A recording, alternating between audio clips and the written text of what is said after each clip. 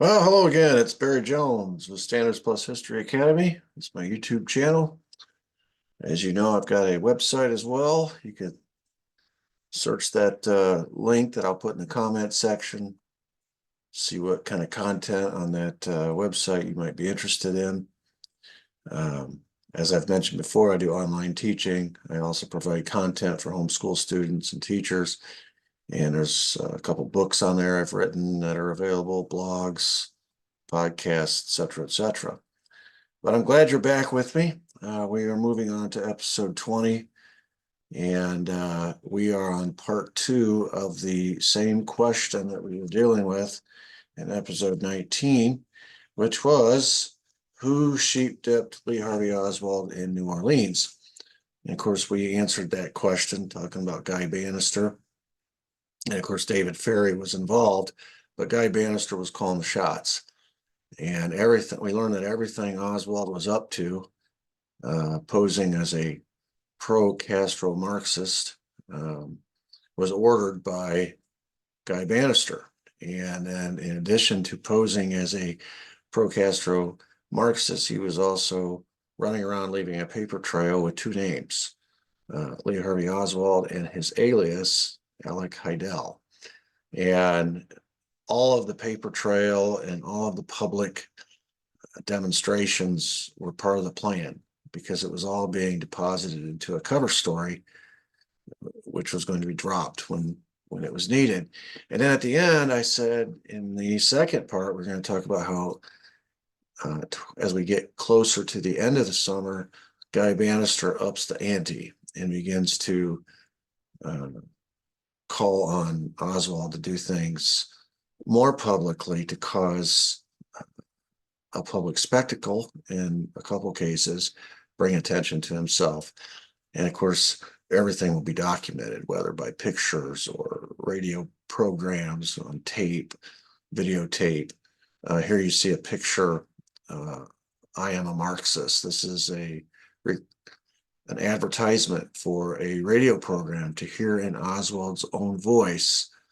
This is after an altercation. You see the picture on the right, top right, an altercation with Carlos Bringuier, who's pictured at the bottom here. Carlos Bringuier is a virulent anti-Castro Cuban. And Oswald, I'll tell a story later, but Oswald had posed as if he was going to help Carlos Bringuier in his anti-Castro activities. And then the next day, Carlos Bringuier confronted him as he was out passing out pro-Castro literature. And Bringuier was figured him out. He was like, this guy is a fake. He's a phony. Don't take his literature. There was this big, you know, it looked like a fight, but it really was kind of a half-hearted attempt at a fight, but it was designed to get Oswald arrested. That was the whole point of it. And of course he was. And as a result, he was able, news media wanted to hear his story. And so he talked on this radio program and so did Carlos Bringuier. All of this is designed to bring attention. Remember I had told you that the uh, the Fair Play for Cuba committee had asked him specifically not to start a chapter in New Orleans because it would cause a conflict. Well, he went ahead and did it anyway, because that was always his intention, or Guy Bannister's intention for him to do this. And it did cause a conflict, but that was intentional. They wanted a conflict. They wanted a confrontation. They wanted a public spectacle, and that's what they got. So let's talk about some of these things. The summer of '63 is such a fascinating thing to study with regard to Lee Harvey Oswald, because it's his reactivation period, and he is in New Orleans, as we have seen, running around acting during the daytime as a pro-communist agitator. We haven't spoken much about the Medical Manhattan Project. Trust me, we will. But just so you know, that's what's going on in the evenings. And this is Judith Very, the girl that is helping with the injections into the mice and helping with the Medical Manhattan Project. Of course, he is her handler. She's 19 years old, going on 20. She's very young, strange city. So he arranged for her, found her a place to live, um, helps her negotiate, the bus system and this and that. So, and then they fall in love, which was the X factor. That wasn't supposed to happen. Proof positive that Lee Harvey Oswald was not just a CIA automaton. He actually did have human impulses, and he did fall in love with Judith Ferry, and she with him, which is a little tricky because obviously he's in the CIA and he's there for other purposes, and he's married. Of course, we've already talked about the his marriage, and not a very love-filled marriage, to be sure. She's also married, which is why her last name is Baker, Judith Ferry Baker. And her husband's away on an oil rig down in the Gulf, and she feels neglected, and Oswald feels unloved. And these two are working together night and day. They're riding the bus together in the mornings. She's covering for him all day with the time cards, and in the evenings they're doing this Medical Manhattan 3 or 4 days a week, and other days they're going to Audubon Park and hanging out like young lovers. So that was a wild card. That certainly was not in the plans. The Medical Manhattan Project was when we get into it, we'll be talking about the Sabin's polio vaccine and the contaminants in that vaccine, and how the CIA exploited that to create a bioweapon. But that's down the road. The target of the Medical Manhattan Project, as it was told to Judith Ferry and even to Lee Oswald, was that this was intended to take out Castro. And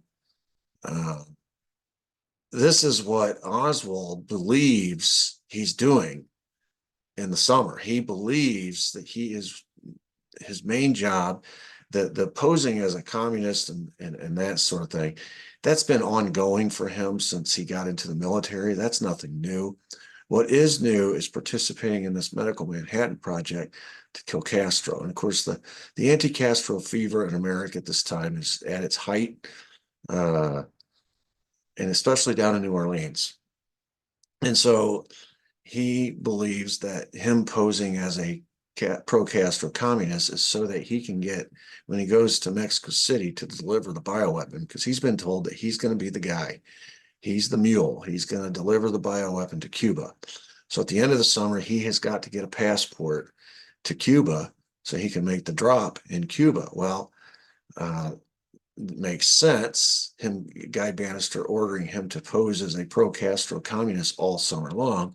So when he goes to get his Cuban passport, they will buy, just like the Russians bought a few years earlier and let him stay. They thought he was a real defector. They need the Cubans to buy the lie that he is a pro-Castro sympathizer and organizer of the Fair Play for Cuba Committee, et cetera, et cetera. So it makes for a perfect little segue for Oswald to believe, I'm doing this so that I can get to Cuba and take this bioweapon, make the drop, and then and I'll be hailed as a hero. I will have come back as we will have assassinated our communist enemy, the big threat that is 90 miles off the coast of Florida. I'll be a big hero. And but what he doesn't realize is that the mission, the larger mission is always Dallas, and that all this posing as a pro-Castro sympathizer is really about creating a cover story that will be used against him in the assassination aftermath. And especially when he goes to Mexico City and tries to get that passport, boy, that's going to get thrown in his face real fast. And so that just shows, when you are an asset in the CIA, the information that you know is on a need-to-know basis. You know what you're supposed to do that day, and to the extent you can figure out what their plan is, more power to you. But trust me, the plan was much bigger for Oswald than Oswald realized at that time. Now, he will put it together. When he gets to Dallas, he will put it together. But as of right now in the summer, he doesn't even know Dallas is in the offing. He doesn't get ordered to Dallas until the fall. So to him, the mission is New Orleans, Mexico City, Cuba. He has no idea that interspliced within that is going to be New Orleans, Mexico City, Dallas, and the Cuba thing is going to get short circuited. So, uh, that's a real moment of clarity for Oswald. Judith Ferry talks about it in her book, about their last phone call, which was when Oswald was in Dallas, and he's put the pieces together, and he's telling her what this has always been all about. And he's just forlorn. He realizes how good the setup is, and how, even though the assassination hasn't happened, he's already been set up to take the fall, and he has no idea what to do. And so I'm getting ahead of myself. I gotta stop myself before I run off and leave my slides here. On July 26, 1963, so we're about a little over halfway through the summer. It's about halfway through as far as he's concerned. The sheep dipping continues as Oswald is told by Guy Bannister to go to Oak Ridge, Tennessee, and visit the American Museum of Atomic Energy. This is a copy of the visitor's register, and you can see about 3/4 of the way down the page his name. He signed in as Lee Oswald, Dallas. That's his address. He puts Dallas, which is interesting because at the time he's living in New Orleans. He puts Dallas.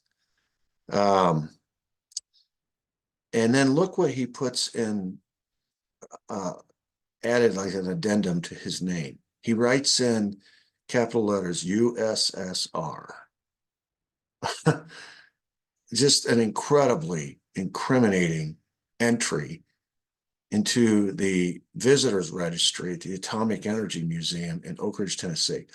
That was all intentional. Okay. This is, again, it's building a narrative. The next day, he travels from Oak Ridge down to Mobile, Alabama, and he speaks at the Jesuit House of Studies.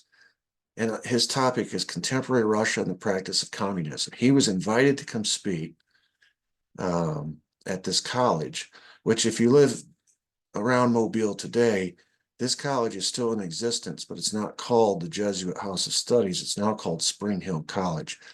I think it's still a college. It might be Spring Hill University. It's right there on Old Shell Road.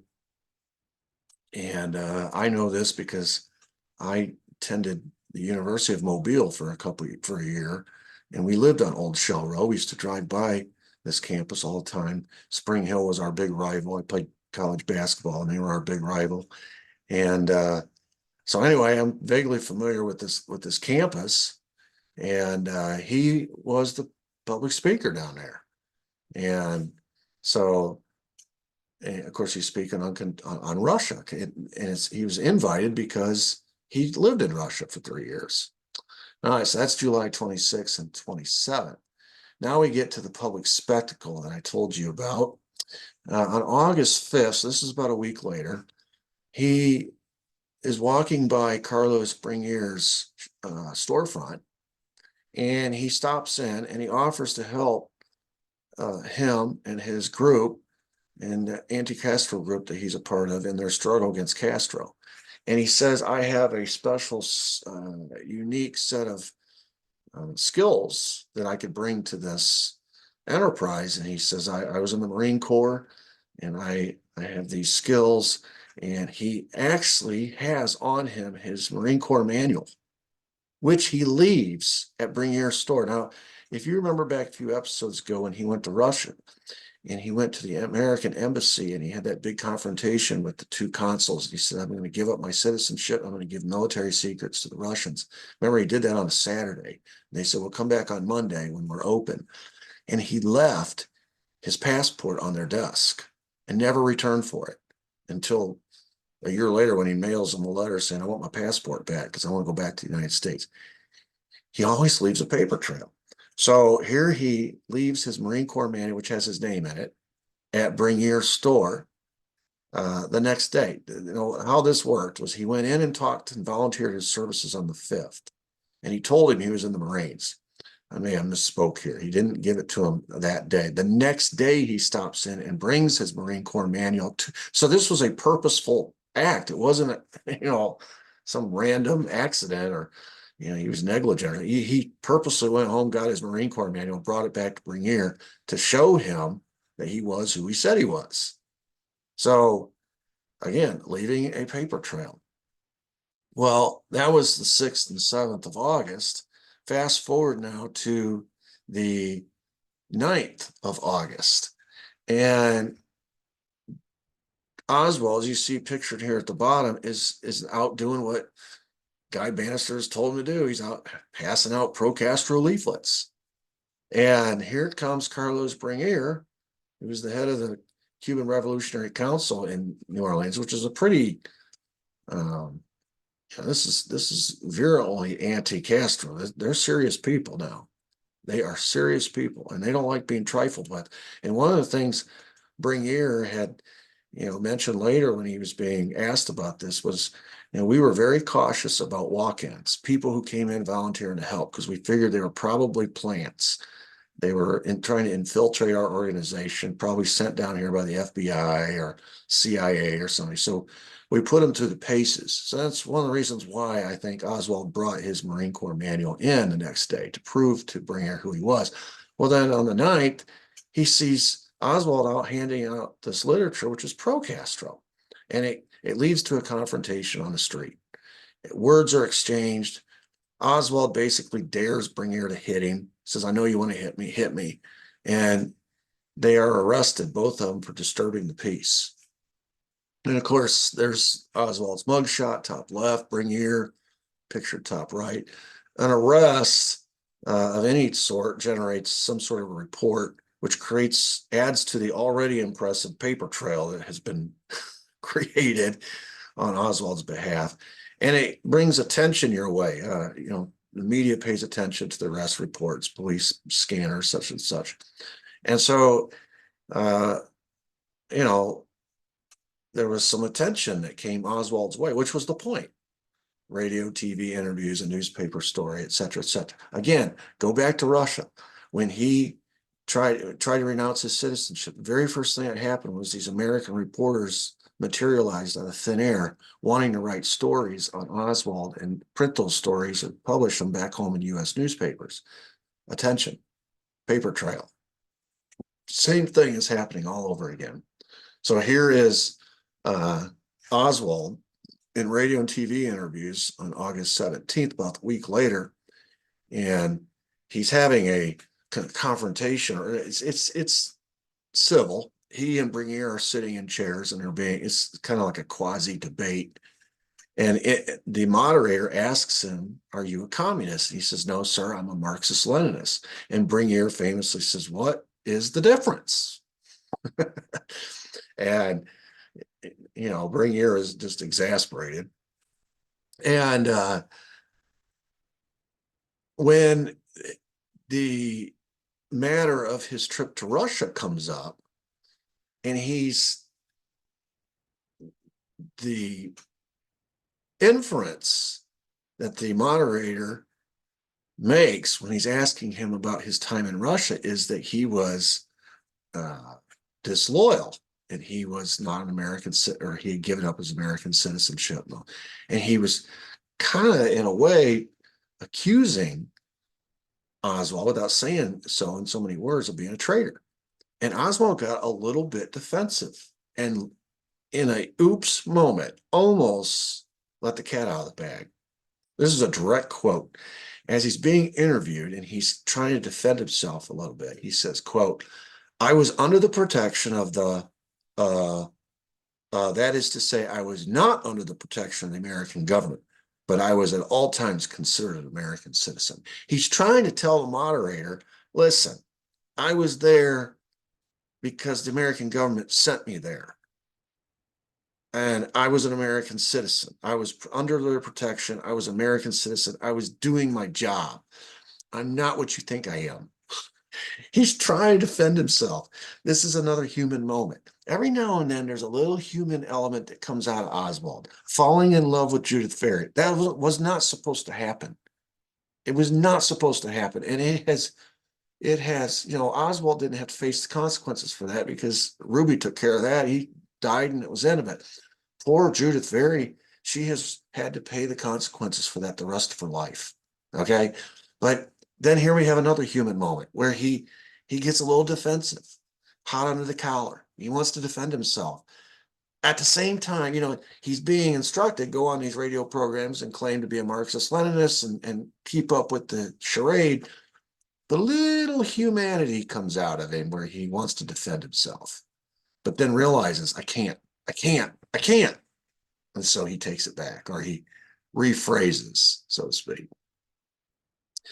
All right, that brings us to the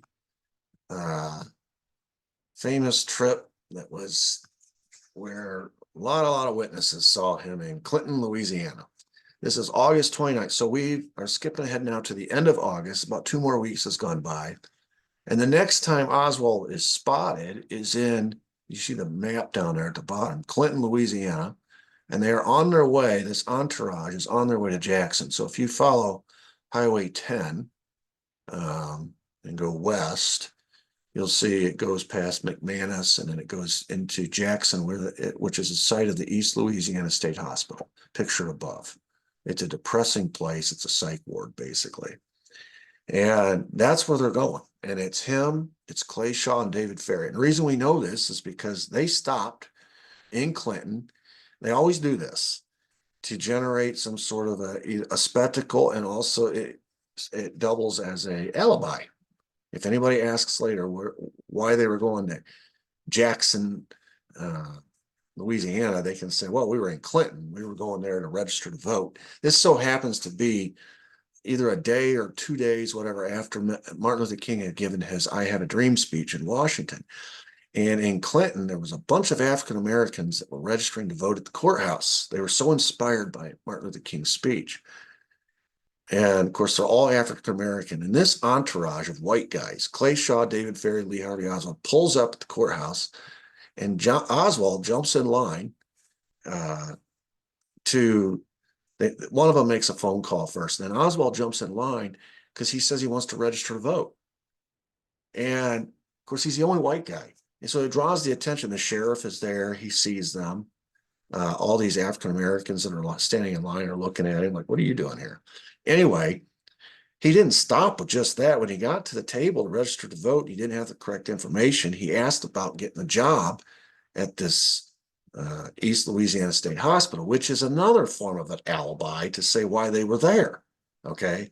This is to show that these people, this entourage had merely come to Clinton to register to vote. And then if people want to know why they went to East Louisiana State Hospital from there, it's because he was trying to get a job. And the people at the table gave him some advice about who to talk to and where to go and what documents he'll need, etc. They all said the best place to get a job around here is at the state hospital. So it's all about they're creating alibis this whole time. But the real purpose was they were meeting up with a prisoner transport that was coming out of Angola prison. He said, well, why? Well, the Medical Manhattan Project has come to an end, and it has succeeded in passing through all the testing. The final rung of the testing ladder is to test this bioweapon on humans. They've tested it on mice. They've tested it on marmoset monkeys, African greens, rhesus monkeys. And now it's time to do the human test. And they got 3 volunteers. I say volunteers, you understand what I mean, from the state prison, Angola prison. These guys were on death row. And they are being transported to meet them at this state hospital. And the plan was for them to drive in together. The van transporting the prisoners could not get in on its own. They didn't want the van to arrive before them and them come in later. They didn't want to arrive before the van and the van come in later. They wanted both vehicles to go through simultaneously. So they met in Clinton and they continued on together. And arrived at the East Louisiana State Hospital at the same time. So that's why they stopped in Clinton. It's the final rung of the testing ladder. Now, I have not talked about the Medical Manhattan Project other than to say it was a bioweapon project designed to assassinate. And so they have to test it on an adult male, and preferably more than one. They got 3 for the test. And they have to do it in such a place where it's quiet, no out of the way, where no one's going to know. And a psych hospital is about as good a place as you can find to do that. And it's got to be tested on people who won't be missed. Death row inmates are not going to be missed. And so 3 death row inmates meet them on this little trip. Now, this isn't the only trip Oswald takes to the state hospital. A couple days later, let's see where I can move my face here. A couple days later, he returns, this time with Judith Ferry. No Clay Shaw this time. No David Ferry this time. It's with Judith Ferry. And the reason being is because Judith Ferry she's doing the blood work. And what they want to do, the injections happened 2 days ago. Clay Shaw was the driver. David Ferry handled the injections, and Lee Harvey Oswald handled the materials. This is extremely lethal materials. Okay, so Oswald, that was his part to play, his role to play in this Medical Manhattan Project all summer long. He handled the materials. He took the materials from lab to lab. Remember, there were 3 labs. So now his job is to handle the materials. Ferry makes the injections, and Clay Shaw's the driver. They used Clay Shaw's car, great big black Cadillac, which also drew a lot of attention when they drove into Clinton. Well, 2 days later, Oswald goes with just Judith Ferry, and this time there are no materials to handle necessarily. Judith Ferry's just going to test the blood and see if the cancer took. That's what it is. It's a very aggressive cancer that will kill a human being in 28 days. That's the whole point of it. And so 2 days later, they go back, and again they're spotted. And because they're not trying to hide it, they're creating alibis. In this case, Oswald stops at a barber shop, gets his hair cut, and asks about a job again. The barber sends him to a state senator's house on the edge of town.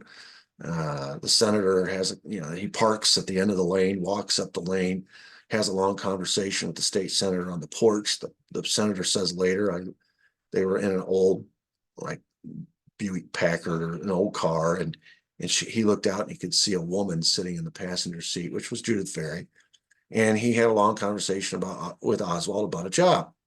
And then they continued on to the state hospital, did the test, and Judith Ferry reported back that the cancer had taken, and that the 3 prisoners were already showing signs of distress. In other words, the galloping cancer cells were working. So the bioweapon was a success. But they have to wait the 28 days for the prisoners to die.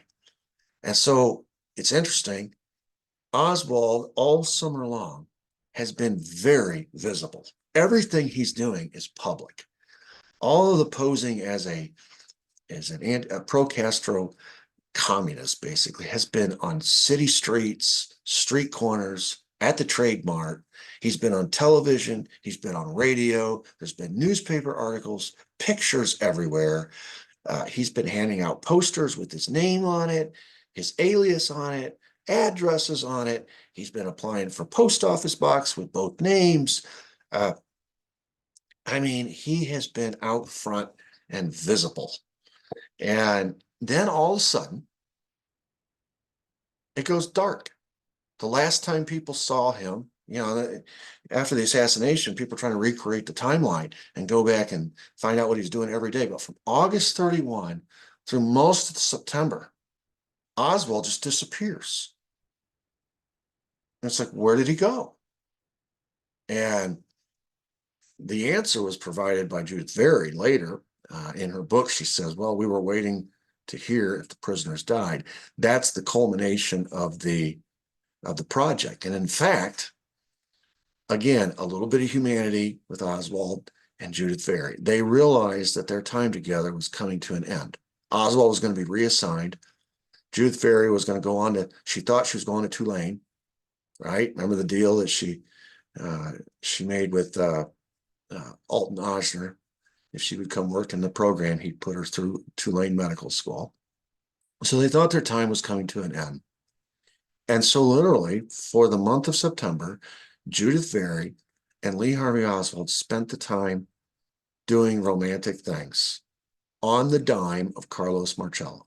Marcello pretty much comped them anything they wanted. They ate out at the 500 Club. They stayed overnight in hotel rooms. They went to the Audubon Park.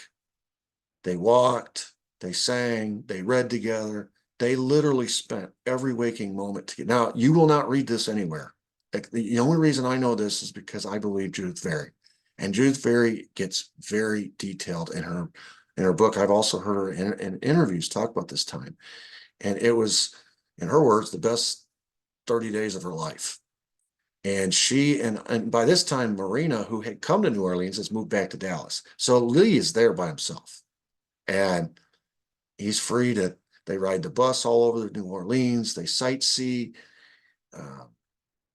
Judith Very gets pretty graphic in her detail, explaining all their lovemaking. I mean, it was a pretty intense 30 days. But they realized, because our time is running out, we might as well make the most of it. And Carlos Marcello paid for everything because, Marcello was involved in his own way with the assassination that was fixing to happen in Dallas. And trust me, I'll tie all those details in a knot as well later. But and so he knew the plan, he knew the plot, and he understood the role Oswald was going to play in this. So this is kind of like his way of saying thank you, or here's I'm gonna send you out with a bang, so to speak, and I'm gonna finance this little rendezvous, this period of rendezvous with Judith Very, because you don't know what's coming, but I do. And so that's what they did for the next 30 days. As far as, and now the government has been very eager to divert attention away from Oswald's other job in New Orleans during the summer. They do not want anyone looking too closely into when he went to Mexico City for the purposes that he actually thought he was going to. There's a lot of subterfuge there, because they would like for people to believe he went there to get a passport to go to Cuba so he could run away after the assassination. That's the story they would like people to believe. What they don't want people to know anything about or even look into is the fact that he went there thinking he was taking a bioweapon, and he was going to go to Cuba and make a drop of a bioweapon. Then he would come back. Any mention of any kind of a bioweapon pretty much is met with, oh, that's just a conspiracy theory, blah, blah, blah. But boy, it fills in a lot of blanks. It answers a lot of questions about the whole Mexico City saga, which we're going to get to shortly. So anyway, just for your information, August 31st is the last time he was publicly seen by, as he's seeking an alibi, as they're going back to the psychiatric hospital to perform the blood work. And in the month of September, as I said, he didn't go completely dark. There were people witnesses who wanted to testify that they saw the two of them together, but those witnesses have been silenced. And the testimony that I've relied on for this is Judith Very's personal accounting of it. And for example, one of the persons who knows for a fact that they were together during this period is David Ferry. Well, David Ferry was, he died, and he was not able to tell that story. And if he had told that story, he would have died earlier. So anyway, it's a pretty fascinating account. So that means that Medical Manhattan has gone live, which means the sheep dipping is essentially over, at least as far as the New Orleans part of it is. And now all of the focus, at least in the short term, Oswald's going to be thinking now it's time to go to Mexico City, get the passport, and go to Cuba. As far as the conspirators are concerned, they're turning their attention to Dallas, and they're going to send Oswald to Mexico City on a ruse, or at least they're going to pretend like they're playing along, but really they're all about getting him back in Dallas, because the cover story, a lot of it's been put together, And now the Dallas part of the equation needs to be. So it's that part of the puzzle now that needs that final piece of the puzzle needs to be put into place, and that's Dallas. So anyway, that's the sheep dipping that happens in New Orleans. It was all handled by Guy Bannister, and of course he was in the company of David Ferry most of that time. And then after the bioweapon went live, or it worked, they moved him from the New Orleans part of the project now onto Dallas. There was just that 1 month. Remember, the bioweapon required 28 days. And so 2 days after they made the injections, they had to go back and test. And once they realized the cancer had taken and the patients were in distress, now they needed to wait 26 more days for the patients to die. And in those 26 days, Oswald and Judith Berry decided to make the most of that time. And then when the patients did die, it was time to move on. And that was the final, now we're getting to the actual mission. And that's when Oswald starts to put the pieces together. Takes a little while, but he does eventually put the pieces together. Okay, I'm finished. I appreciate all the comments. I tell you, I love the comments and the questions. Best thing we can ever hope for in all of this search for the truth is to learn from each other. And so I appreciate all the comments. I answer them as quickly as I can. If I miss one, I apologize. I try not to. I get a notification on my phone if there is a comment or a question, and I try to answer it as quickly as I can. Sometimes I might miss one, and if I do, I apologize. But if you like what you're hearing and seeing and want this to continue, then just please subscribe to my channel. It's free. Hit the notification bell, hit the thumbs up, and feel free to drop me a line or an email or a comment on the YouTube. And until next time, have a great day. Goodbye.